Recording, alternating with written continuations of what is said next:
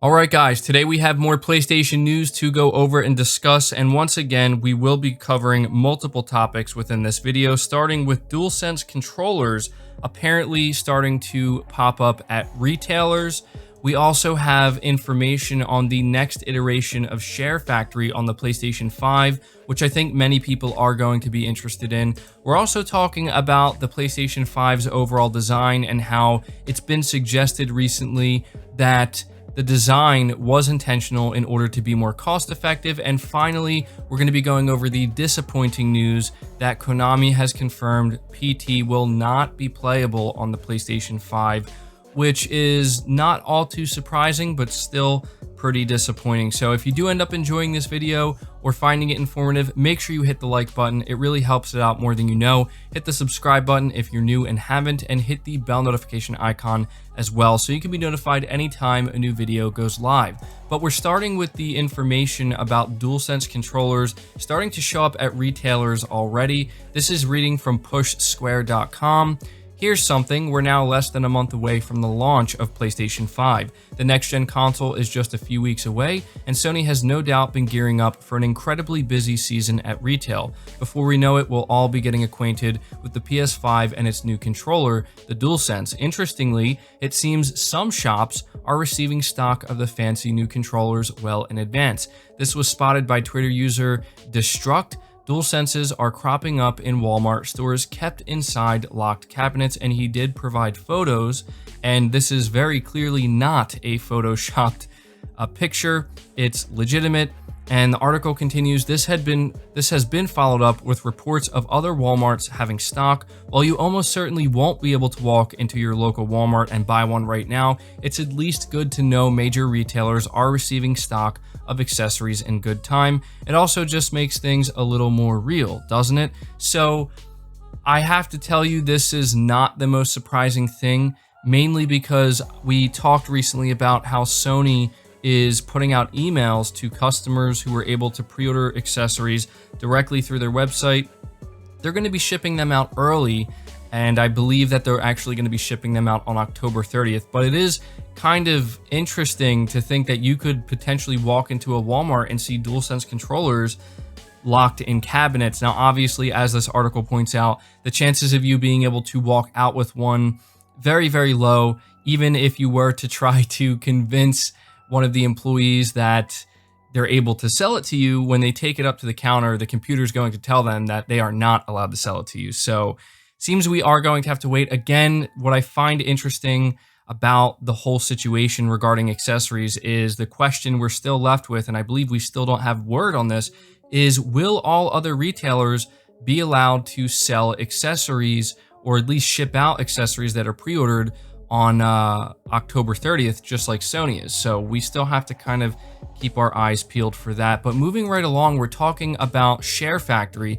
This is something I, as a content creator, am very interested in, but I know that there are a lot of people who just like to create their own types of content as well, and they do like to try to use Share Factory. It seems like Sony really hasn't updated it in a significant way for many years now. At least that's what it seems like. I haven't been paying too much attention to it, but I think we all kind of expected a big upgrade with the PlayStation 5 version of Share Factory. So it says here, an early glimpse at the new PlayStation Store for desktop may be teasing a first look at Share Factory on PS5. Except if the listing on the new PS Store proves accurate, the app will soon adopt the name of Share Factory Studio.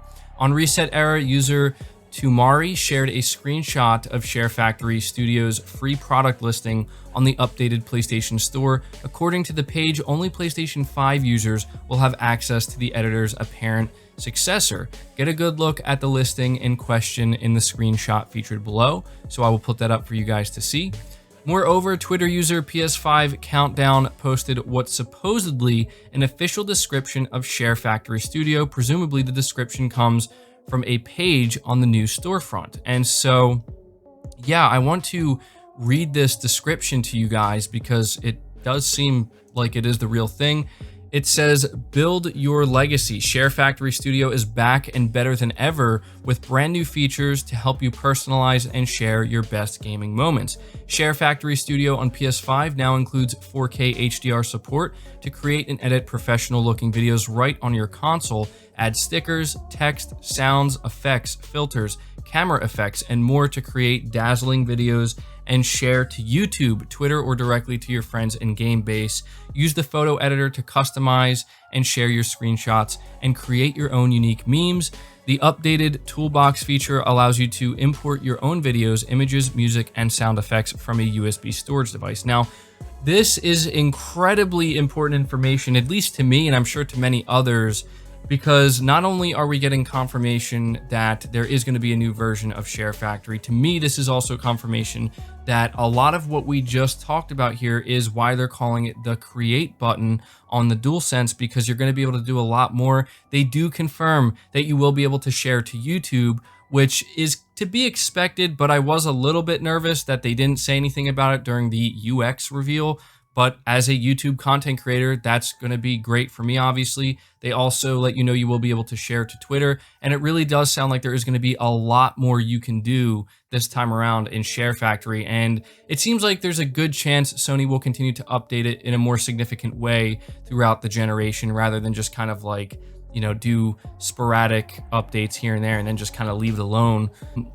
It's also interesting that they mentioned you can create your own memes, which is pretty cool. So I really like what I'm reading here. It sounds like it's going to be a huge improvement. And so at this point, the only other thing I personally really need to know, because again, I am a YouTube content creator and I do plan to stream from the PlayStation 5, I would just like to know, when will we find out what frame rate we can actually stream in? Like, will we be able to broadcast at 1440p 60 frames per second, even 4K 60 frames per second?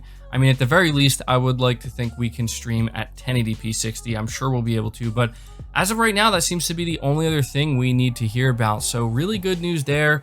I like what Sony's doing with Share Factory, and I'm going to be looking forward to trying it out and seeing just how integrated it will be in the user experience. That's the other thing that I'm sure Sony's going to want to talk about, because again, they have not talked at length about the create button. They haven't dived into it yet, and I have a feeling that the Share Factory is going to be integrated directly into the user experience, so that way they'll make it extremely easy to just randomly create content.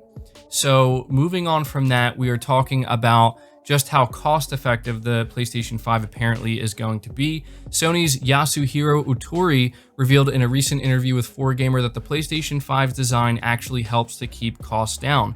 The PS5's height allows Sony to reduce the number of mounting boards. If the console was made wider and shorter, it would make it difficult to have a single main board and would require the company to have a double board configuration with a main board and a sub board. With two boards, the manufacturing cost and the difficulty of heat dissipation design increase, said Utori.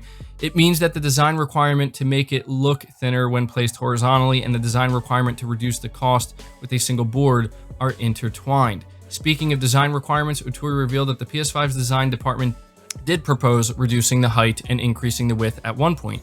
The design department provided the required dimensions, and then we began to consider the main body design.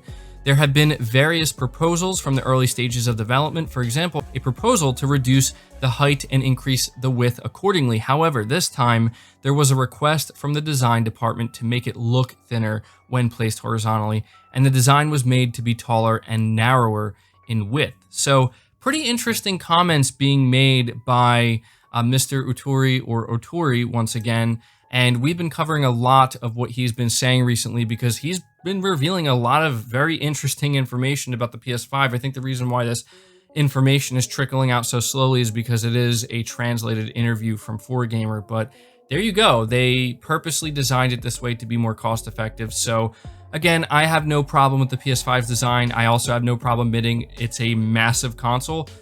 I think the biggest console ever made. So I know some people are going to run into some issues finding a way to get this into their entertainment centers, but hopefully it won't be too much of a problem for most people. But to close out this video, I want to just briefly let you guys know the situation with PT, because At this point, again, it's not the most surprising, but still, it's worth maybe going over. So, it says here, Konami has confirmed to Games Radar that PT will unfortunately not be playable on the PlayStation 5. This news shouldn't come as a surprise to anyone, and it's an odd one to report, but earlier this month, an article published by Eurogamer got people's hopes up about playing the teaser for the doomed Silent Hills project on the next-gen console. Sony confirmed that players will be able to transfer digital games and saved data from the PS4 to PS5 via Wi-Fi, and will be able to access their current library with a PS5 via an extended storage drive. Eurogamer's Wesley Yin-Pool assumed that he would be able to transfer PT using these methods,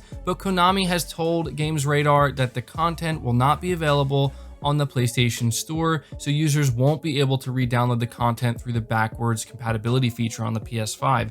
Additionally, Sony has said that backwards compatibility excludes demos, media, and non-game applications, so there is that. And that is extremely disappointing to anybody who was hoping to maybe just transfer this over to the PS5 and continue to be able to play it whenever they want. We know that it's hard to come by a PlayStation that still has PT on it, and it's crazy because eventually it seems like it's going to just be nearly impossible to just play this game or this demo. I mean, it's almost like a game, right? But I mean, it is a game. You guys know what I'm saying. I'm just saying for something that's supposed to be a demo, it's more fleshed out than a lot of full-blown games are these days. But there you go. I've seen some people kind of say that there may be workarounds for this. If there are, I guess we're going to find out, but it seems pretty clear that if you're going to get PT over to the PS5, like from the PS4 to the PS5, you're going to have to do something that is not really obvious or not something that is supposed to be there for everybody to do. So just wanted to add that here at the end. Very unfortunate, but overall, most of what we went over today, I'd say, is pretty good news. So that's going to do it for the video. Leave your thoughts down in the comments below. Leave it a like if you enjoyed it or found it informative. Subscribe to the channel if you're new. Hit the bell notification icon, and feel free to share this video out on top of all that. But until next time, guys, take care.